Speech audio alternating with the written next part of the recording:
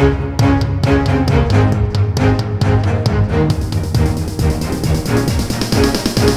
is the Washington Times front page for Monday, October 31st, 2022. Thanks for starting your week with us. I'm George Gerbo.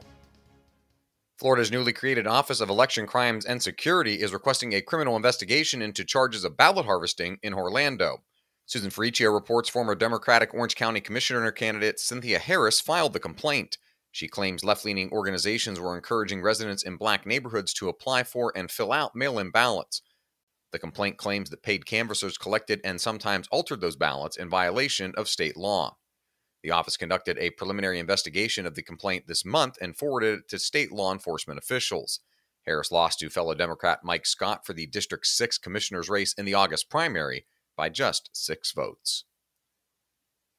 Police unions say more Democrats than usual are asking for endorsements this year as the party tries to shed its soft-on-crime reputation amid a nationwide spike in crime.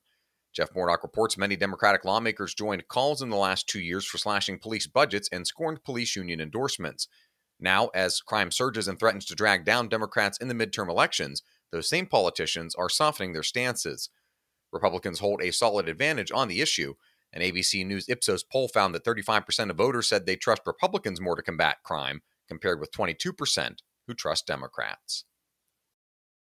Under the Indian Child Welfare Act, decisions about adoptions of American Indian children shift into tribal hands.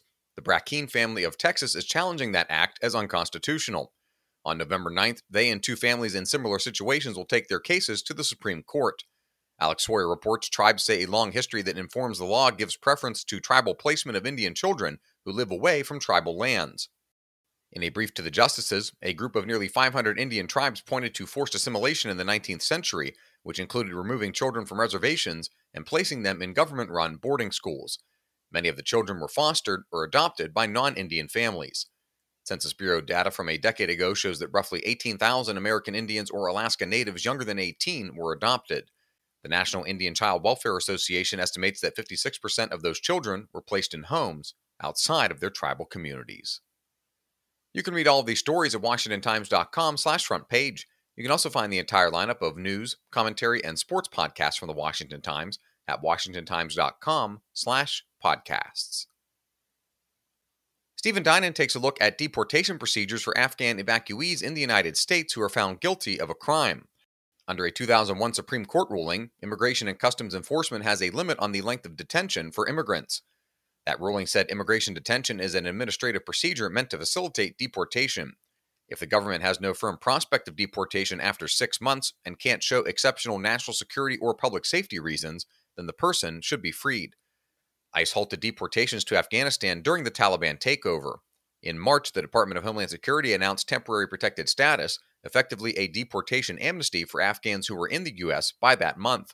Under TPS, the administration concluded that Afghanistan was too mired in chaos to accept returning nationals. And finally, the Republican National Committee tried to push back as Democrats sought to connect negative ads against House Speaker Nancy Pelosi to the Friday attack on her husband at their San Francisco home. Valerie Richardson reports RNC Chair Ronna McDaniel cited the June arrest of a man charged with attempting to assassinate Supreme Court Justice Brett Kavanaugh and the attack on New York Congressman Lee Zeldin at a July stop during his gubernatorial campaign. Republicans say the attack is an example of out-of-control crime in major Democratic-run cities. Democrats say it's a manifestation of the right-wing threat that emerged during the January 6th Capitol riot. The U.S. Capitol Police reported that threats and concerning statements against lawmakers more than doubled from almost 4,000 in 2017 to almost 10,000 in 2021. Find all of today's front page stories at WashingtonTimes.com/front page or on the Washington Times app, and find us wherever you get your podcasts. Just search Washington Times in any major podcast app.